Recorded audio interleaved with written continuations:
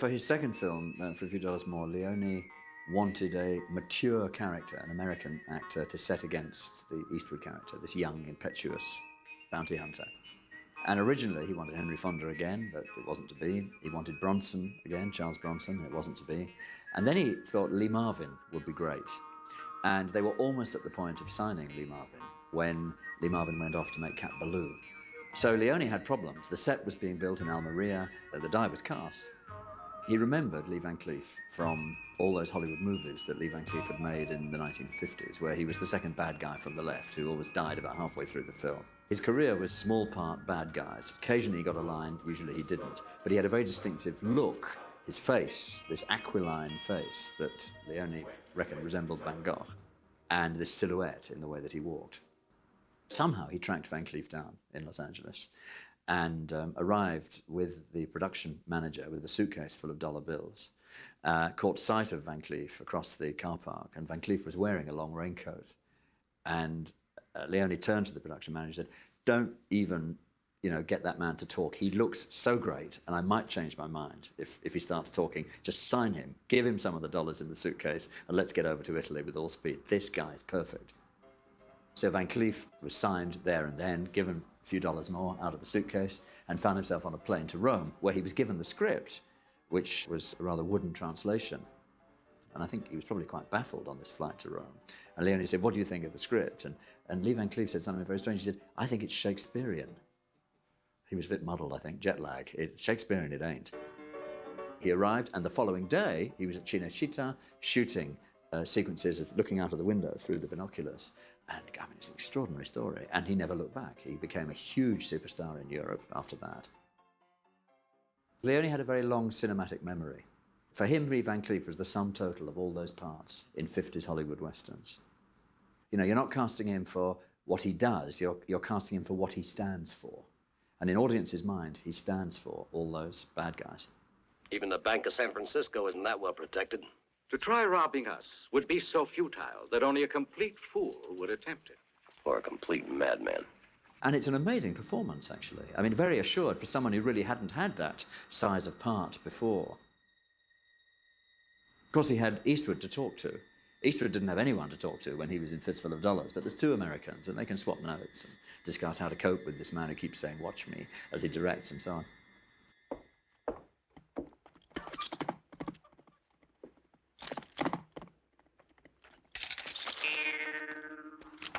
When Colonel Mortimer opens his saddlecloth outside the hotel, and there's a down on the soundtrack, which is always a cue from Morricone. It's a gag. It's a sort of piece of punctuation. He has this incredible armory of weapons, this very careful, calculating bounty hunter in his specialist's outfit of his cape and his black suit and tie pin. He's a very fastidious sort of guy. He's got shotguns, he's got a buntline special, he's got barrels of different lengths and everything. It's wonderful. He's like a walking ammunition dump. And he selects his weapon carefully and waits till the victim is out of range of pistol shot, right between the eyes. It is partly James Bond and all those gadgets that Q supplied James Bond with. It's like the Aston Martin with the ejector seat. It's that kind of idea. But it's also that the heroes of these movies are brilliant at technique and technology. That part of their heroism comes from the fact they are better at shooting than anybody else, and they know about weapons. As someone once said, in traditional Hollywood movies, the hero was the best shot. In Italian Westerns, the best shot is the hero. The guy who is best at it wins. And Van Cleef is best at it because he's really thought out weapons for all occasions.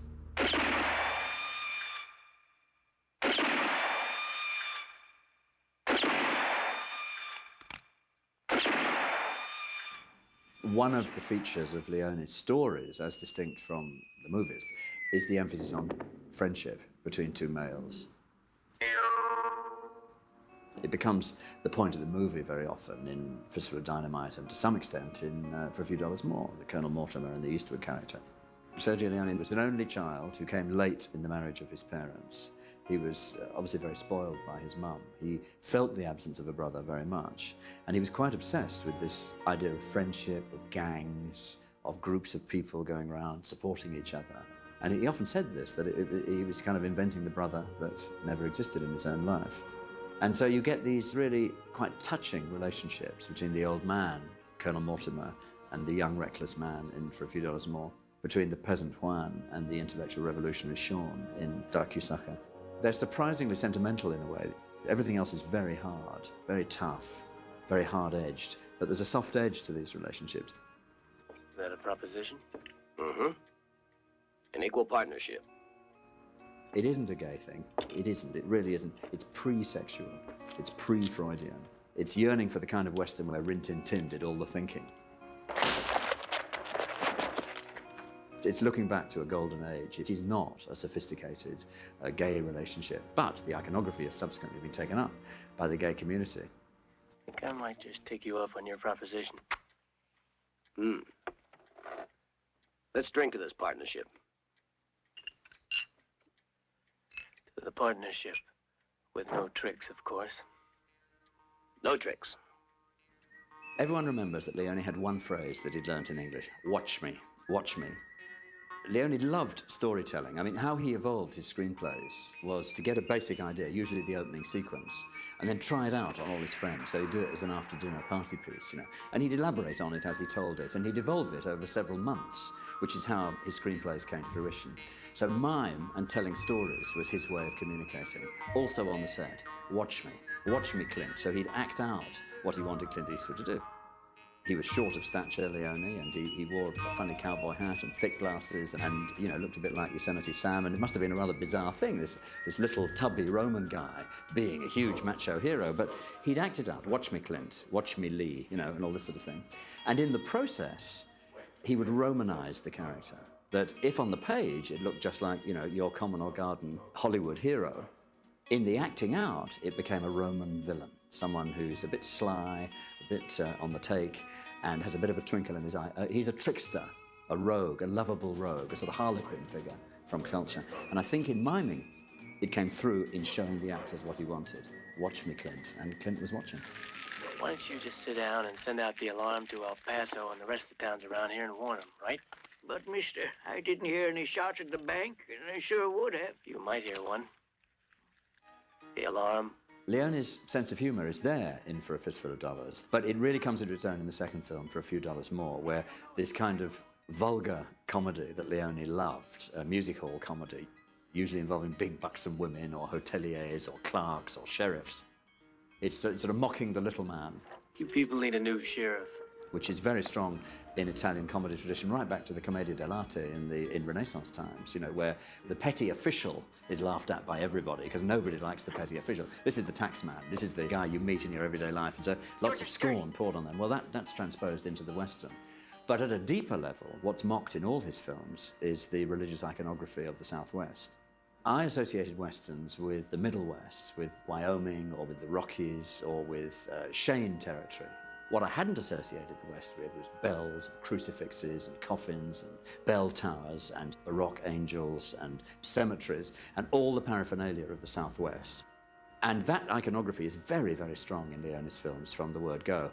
But it isn't just that. He then goes one step further and mocks all those symbols. It's fairly gentle to start with, although it gets more extreme as his movies progress, where you take those symbols and you're saying, don't think for one moment that morality lies there with the church. This is an immoral or even amoral universe of dog eat dog, where all the characters are completely at home with violence, even the hero. So don't think for a minute that the church provides a moral alternative. You get hallowed moments from religious iconography like the Last Supper or like an interior of a church used for a completely different purpose. The Last Supper in Fistful of Dollars is the bad guys getting together to get drunk. In the case of the interior of the church in For a Few Dollars More, it's so there can be a sermon about robbing the bank in El Paso, and you have all these cutaways of the 12 buddies sitting there as they see the light, only they're not seeing the light because of the sermon. They're saying, oh yeah, that's how you break the bank in El Paso. The money isn't in this safe, it's really this. Almost $1 million in it. It's not just getting the Catholic Church, it's getting morality. It's saying old-fashioned morality is out. Come on, it can't have been like that. We know life isn't like that. The Wild West would have been a much tougher place, and it's part of that project. Big joke, wasn't it, amigo? Who said I was joking?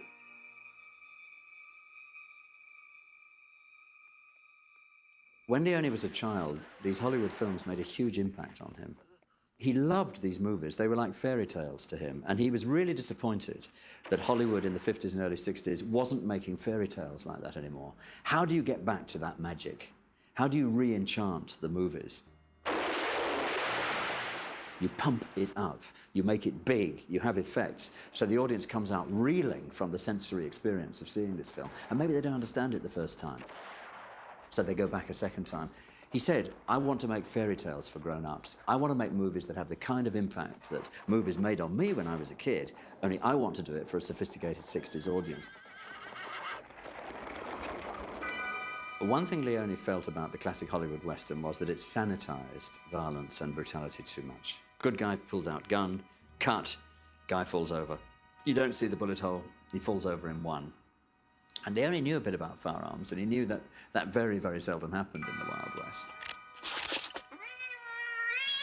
He wanted to emphasize how messy and nasty the brutality was. So there's partly a realism, but also it's part of the operatic quality that everything's pumped up, including the violence. The visuals are pumped up, the performances are pumped up, the music is pumped up. It's a kind of rhetoric where, you know, you take moments in the Hollywood film and then you multiply them by 10.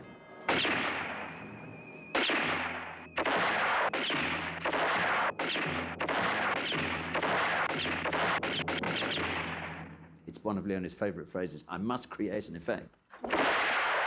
And part of the pumping up is the violence. So this pumping up of everything is part of that project. It's bring the magic back to the cinema because the magic has been lost. And it's sweet, it's sort of regressive. I want life to be like I was like when I was a kid. There's a kind of grown-up kid element to it all. For a few dollars more. It was a huge hit at the time initially. In terms of influence on the Italian Western, For a Few Dollars More is the one, because that really opened the floodgates. By 1967, 68, between 50 and 60 Westerns are being made in Italy while they're shooting Once Upon a Time in the West. Hollywood was making 13 a year in a good year at that stage. 50, 60, 65 Westerns, it was an avalanche. For a Few Dollars More was so successful commercially and everyone loved it so much. Bravo. From 1965 to 1971, it was the most successful Italian movie that had ever been made.